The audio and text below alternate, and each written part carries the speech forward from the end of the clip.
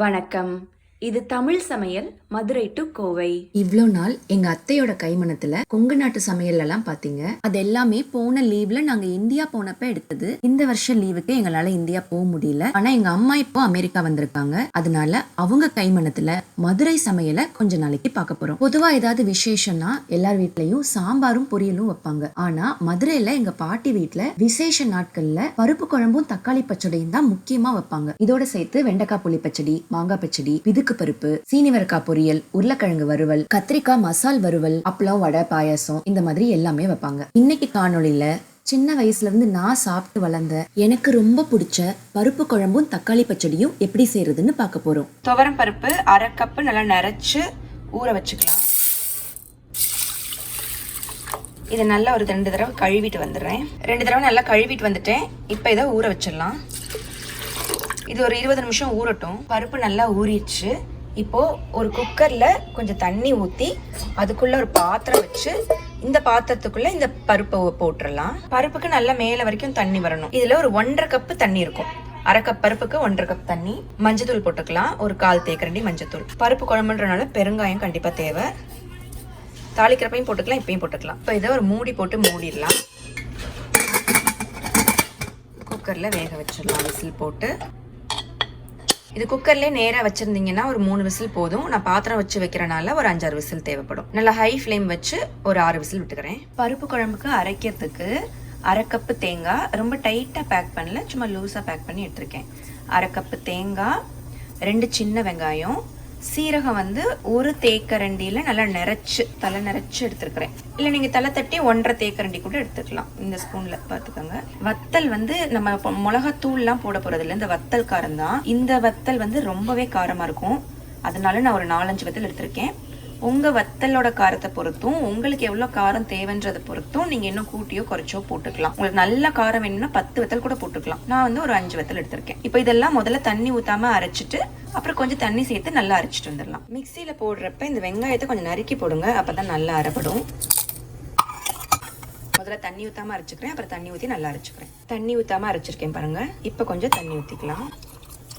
இப்போ அரைச்சிட்டு வந்துடுறேன். தண்ணி ஊற்றி நல்லா அரைச்சிட்டு வந்துட்டேன். நல்லா மையாக அரைச்சிருக்கேன், திப்பையாக இருக்கக்கூடாது. அரைச்ச தேங்காய் இதில் எடுத்து வச்சிருக்கிறேன். இந்த மிக்சி ஜார்லையும் கொஞ்சம் தண்ணி ஊற்றி நல்லா அலசி இதில் ஊற்றிடலாம். குக்கர் விசில் அடங்கிருச்சு. பார்த்து கையில் ஆவி அடிச்சிடாமல் எடுக்கணும். நல்லா வெந்துருச்சு. லேசாக கரண்டி வச்சு கடைஞ்சிக்கலாம், ரொம்ப குழையக்கூடாது. கொஞ்சம் பருப்பு தெரியணும். இப்போ ஒரு பாத்திரத்தில் இந்த வெந்த பருப்பையும் மசாலாவையும் சேர்த்துக்கலாம். நீங்கள் பருப்பை வந்து நேராக குக்கர்லேயே வச்சா குக்கர்லேயே மசாலாவை போட்டு கொதிக்க வைக்கலாம். ஆனால் எனக்கு குக்கர் இப்போ சாப்பாடு வைக்க வேணும், அதனால நான் பருப்பை தனியாக வேக வச்சுட்டு எடுத்துட்டேன். அதனால வேறு சட்டியில் மசாலா போட்டு கொதிக்க வைக்க போகிறேன். இதுதான் நம்ம அரைச்சி வச்ச மசாலா. இப்போ இதில் கொஞ்சம் தண்ணி ஊற்றி அலசி ஊற்றிக்கலாம். அப்புறம் இந்த பருப்பு வேக வச்ச பாத்திரம் எல்லாத்துலேயும் கொஞ்சம் தண்ணி ஊற்றி அலசி ஊற்றிக்கலாம். பருப்பு குழம்பு ரொம்பவும் திக்காக இருக்கக்கூடாது, கொஞ்சம் தண்ணியாக இருந்தால் தான் நல்லாயிருக்கும். இப்போ பருப்பு வேக வச்ச பாத்திரத்தை அலசி இதில் ஊற்றிக்கலாம். இப்போ இந்த அரைச்சி வச்ச மசாலா வச்ச இந்த பாத்திரத்தையும் அலசி ஊற்றிக்கலாம். ஆனால் இந்த தண்ணியே பத்தாது, இன்னும் கொஞ்சம் தண்ணி ஊற்றணும். போதும். இந்த மாதிரி இப்படி பார்த்தா கொஞ்சம் தண்ணியாக இருக்கணும். இப்போ கொதிச்சு வரப்ப சரியாக இருக்கும். இதில் இப்போ உப்பு போட்டுக்கலாம். நான் ஒரு தேக்கரண்டி இந்த உப்பு போடுறேன், எந்த உப்புனாலும் போட்டுக்கலாம் நீங்கள். இப்போ இந்த உப்பு மசாலா சேர்ந்து நல்லா கொதிக்கட்டும், மூடி வச்சுக்கலாம், இல்லைன்னா தண்ணியெல்லாம் வத்திரும். பருப்பு குழம்பு நல்லா கொதிச்சிருச்சு. போதும், கிட்டத்தட்ட 20 நிமிஷத்துக்கு மேலே கொதிச்சிருச்சு. அந்த மசாலா வடையெல்லாம் போயிடுச்சு.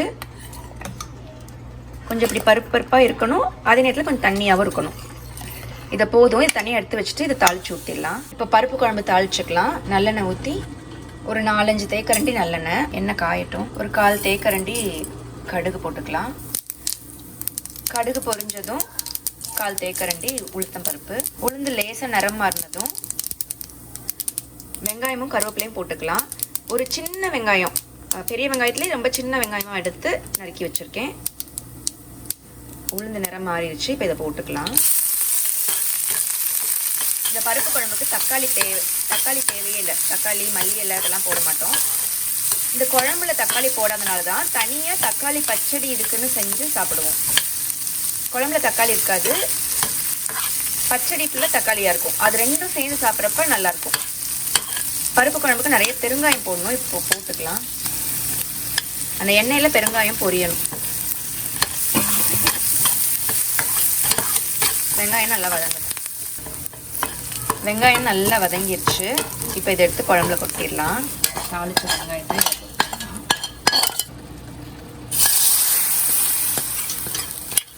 தாளிச்ச சட்டியில் கொஞ்சம் குழம்பு ஊற்றி போட்டால் தான் நல்லா வாசனை இருக்கும். அவ்வளோதான், மணக்க பருப்பு குழம்பு தயார். ரொம்ப பருப்பாக இருந்தால் அது உப்பு பருப்பு மாதிரி ஆகிடும். இந்த அளவுக்கு கொஞ்சம் தண்ணி பதமாக தான் இருக்கணும். தக்காளி பச்சடிக்கு 4 பழுத்த தக்காளியா எடுத்திருக்கேன். உங்களுக்கு எவ்வளவு பச்சடி வேணுமோ அவ்வளவு எடுத்துக்கலாம். 2ல இருந்து 4 வரைக்கும் எவ்வளவு வேணா எடுத்துக்கலாம். தக்காளியை நறுக்கிக்கலாம். ஒரு பெரிய வெங்காயம் நறுக்கி வச்சிருக்கேன். கொஞ்சம் கருவேப்பிலை கழுவி வச்சிருக்கேன். நல்லெண்ணெய் ஊத்துறாங்க. ஒரு 4-5 தேக்கரண்டி நல்லெண்ணெய் வெங்காயம் வதங்குற அளவுக்கு ஊத்துனா போதும். எண்ணெய் காஞ்சதும் ஒரு 1/4 தேக்கரண்டி கடுகு போட்டுக்கலாம். கடுகு நல்லா பொரியட்டும். கடுகு பொரிய ஆரம்பிச்சிருச்சு. இப்போ கொஞ்சம் உளுத்தப்பருப்பு போட்டுக்கலாம். 1/4 தேக்கரண்டி உளுத்தம் பருப்பு. உளுந்து லேசாக நிறம் மாறினதுக்கப்புறம் நறுக்கி வச்ச வெங்காயத்தையும் கருவேப்பிலையும் போட்டுக்கலாம். வெங்காயம் வதங்கட்டும். வெங்காயம் நல்லா வதங்கிடுச்சு. இப்போது தக்காளி போட்டுடலாம். மஞ்சத்தூள் போட்டுக்கலாம். கொஞ்சம் உப்பும் போட்டுடலாம். தக்காளி கொஞ்சம் நேரம் வதங்கட்டும். தக்காளி நல்லா வதங்கிருச்சு. இப்போது குழம்பு பொடி போட்டுக்கலாம். நான் சாம்பார் பொடி தான் போடுறேன். 1 தேக்கரண்டி. உங்கள் காரத்துக்கு ஏற்ற மாதிரி போட்டுக்கோங்க. இல்லை மல்லித்தூள் மிளகாத்தூள் தனியாக கூட போடலாம். கலருக்காக 1 தேக்கரண்டி காஷ்மீரி மிளகாத்தூள் போடுறோம். இதை 1 நிமிஷம் வதக்கிட்டு கொஞ்சம் தண்ணி ஊற்றிடலாம். தக்காளி நல்லா வேகட்டும். ஒரு 1/2 கப் தண்ணி. இப்போ இதை மூடி வச்சுக்கலாம். 2 நிமிஷம் ஆயிடுச்சு. லேசாக கிளறி விடலாம். அப்படி கிளறப்பே இப்படி இந்த கரண்டி வச்சு லேசாக மசிச்சுக்கலாம். திருப்பி கொஞ்ச நேரம் வேகட்டும். தக்காளி பச்சடிக்கு ஒரு 1/3 கப் தேங்காய், அதாவது 1/4 கப்புக்கு கொஞ்சம் கூட, 1/2 கப்புக்கு கொஞ்சம் கம்மி. வெறும் தேங்காய் மட்டும் அரைச்சா போதும். முதல்ல தண்ணி ஊற்றாமல் அரைச்சிக்கலாம். தண்ணி ஊற்றாமல் அரைச்சிட்டேன். இப்போ கொஞ்சம் தண்ணி ஊற்றி அரைச்சிக்கலாம். இதை அரைச்சிட்டு வந்துடுறேன். இதுவும் திப்பத்திப்பையாக இருக்கக்கூடாது. தண்ணி ஊற்றி நல்லா மையாக அரைச்சிட்டு வந்துட்டேன். அரைச்சி வச்ச தேங்காய் எடுத்து வச்சுட்டேன். இப்போ இந்த மிக்சிலையும் கொஞ்சம் தண்ணி ஊற்றி இதை நல்லா அலசி இதில் ஊற்றிக்கலாம். ஒரு 5 நிமிஷத்துக்கு மேலேயே ஆயிடுச்சு. அந்த பொடியோட மசாலா வாடை போகணும், அவ்வளோதான். அந்த பச்சை வாடை போயிடுச்சுன்னா போதும். இப்போ நம்ம அரைச்சி வச்ச அந்த தேங்காய் விழுத சேர்த்துக்கலாம். இது வெறும் தேங்காய் தான். அந்த தேங்காய் வச்ச இதுலேயும் கொஞ்சம் தண்ணி ஊற்றி கரைச்சி ஊற்றிக்கலாம். இதுக்கப்புறம் மூட தேவையில்லை. இது அப்படியே நல்லா கொதிக்கட்டும். கொதித்து கொஞ்சம் வத்தி வரணும். இன்னும் கொஞ்சம் உப்பு போட்டுக்கலாம். நீங்கள் உப்பு பார்த்து தேவையான அளவு உப்பு போட்டுக்கோங்க. அதிகபட்சம் 1 தேக்கரண்டி, குறைஞ்சபட்சம் 1/2 தேக்கரண்டி தேவைப்படும். உப்பை பொறுத்து உப்பு அளவு மாறும். இது நல்லா கொதிக்கட்டும். அவ்வளோதான், தக்காளி பச்சடி ரெடி. ரொம்ப ட்ரை ஆக்கிடக்கூடாது. கொஞ்சம் அந்த ஜூஸோடு இருக்கணும்.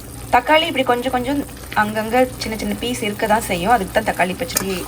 இது சாப்பிட்டவங்களுக்கு இது ரொம்ப பிடிக்கும். இது நல்லாயிருக்கும். அந்த குழம்போட சேர்த்து சாப்பிட்றப்போ இது ரொம்ப நல்லாயிருக்கும். அவ்வளோதான், இதை அமர்த்திடலாம். அடுப்படுத்திடலாம். இந்த பருப்பு குழம்பு தக்காளி பச்சடி காம்பினேஷன் மதுரை பக்கம் ரொம்பவே ஃபேமஸ்ஸு. சின்ன பிள்ளைல அடிக்கடி வாரத்தில் ஒரு தடவை கண்டிப்பாக எங்கள் அம்மா இதை செஞ்சுருவாங்க. எங்களுக்குலாம் இது ரொம்ப பிடிக்கும். இது மதியம் வச்சுட்டு திருப்பி நைட்டும் சுட வச்சு தோசைக்கு நல்லாயிருக்கும். நம்ம இட்லி மாவு மீதுனா தோசை சுடுறோம்ல, அந்த தோசைக்கு இது ரொம்பவே நல்லாயிருக்கும். நீங்களும் இந்த பருப்பு குழம்பும் இந்த தக்காளி பச்சடியும் செஞ்சு சாப்பாட்டுக்கு வச்சு சாப்பிட்டு பார்த்துட்டு எப்படி இருந்ததுன்னு கமெண்ட்ல சொல்லுங்க. சத்தான உணவு சமைக்க சப்ஸ்கிரைப் பண்ணுங்க. தமிழ் சமையல் மதுரை டு கோவை. அன்புடன் ஷியாமலா சத்யசீலன். நன்றி.